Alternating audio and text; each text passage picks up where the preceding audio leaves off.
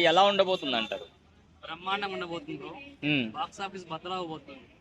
అఖండ 1 అయితే ఎలా ఉంది తెలుసుగా మనకి. శివుడు గెటప్ లో చాలా బాగుంది.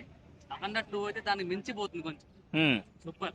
సో అంటే చాలా మంది ఆ త్రిశూలం షాట్ ని ట్రోల్ చేస్తున్నారు కదా, సో అదే హైలైట్ అవుతుంది అంటారా? ఖచ్చితంగా బాలయ్య అంటేనే అలాంటివి.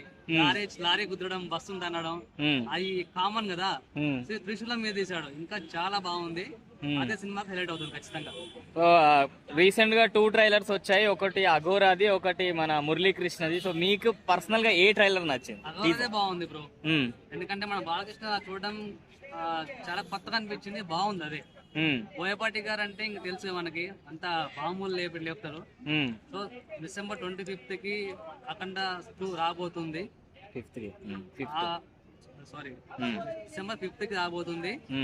సో బాక్స్ ఆఫీస్ మాత్రం బద్దలైపోతుంది. సో చాలా మంది చిరంజీవి గారి సినిమాని బాలయ్య బాబు గారి సినిమాని కంపేర్ చేస్తున్నారు. ఎందుకో చిరంజీవి గారు వెనకాల పడిపోయినారు స్క్రిప్ట్ పరంగా అని చెప్తున్నారు, మీరేమంటారు? అది నిజమే, వాస్తవమే, ఒప్పుకోవాలి.